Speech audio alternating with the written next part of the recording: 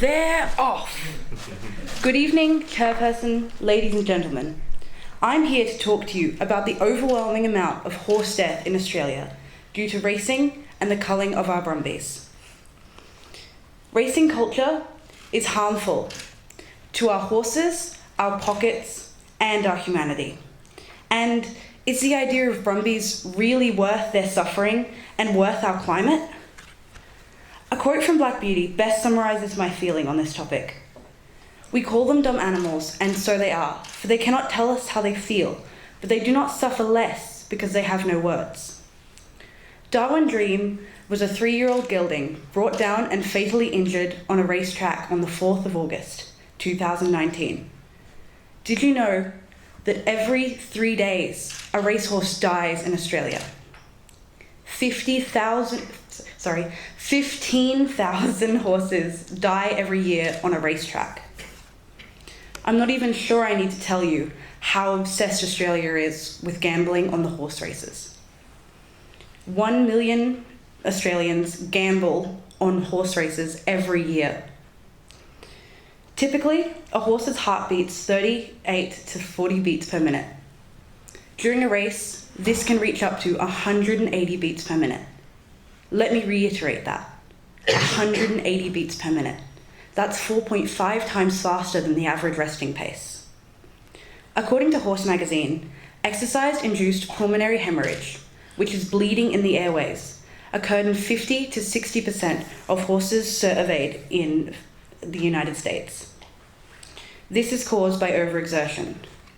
A solution could be to monitor horses to make sure they only race once a fortnight, to reduce impact injuries and ensure adequate rest between races.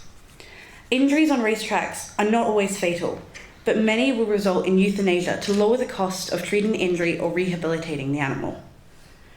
Many horses that have been rehabilitated get sent to the slaughterhouse anyway. In 2008, an export abattoir in Australia was studied. 53% of the studied horses were racehorses.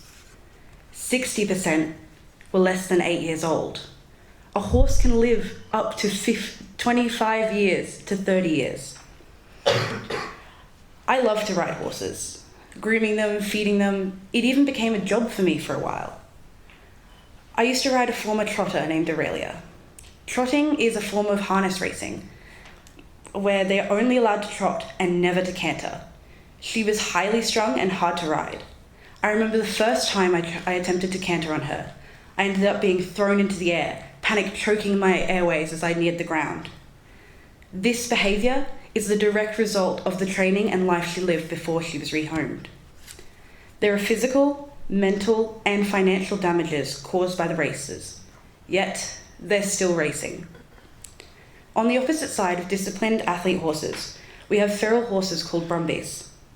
What Aussie doesn't know of the legends of the brumbies in the mountains? They are the Australian idealisation of beauty, freedom, and liberty. They also happen to be the main causation of destruction of our environment. 20% of brumbies die every year due to starvation or drought. Inhumane deaths where they become emancipated and gaunt, collapsing to the ground for a slow death. Is this okay?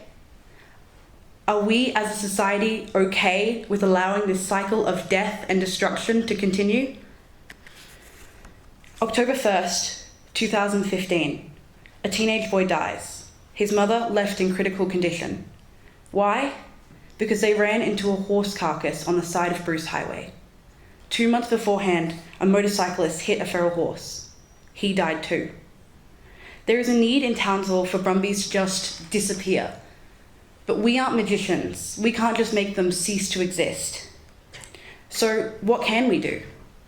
Activist groups advocate for rehabilitation and condemn culling, with our other option being destruction of our mountains and wildlife, and agonised death for every brumbie.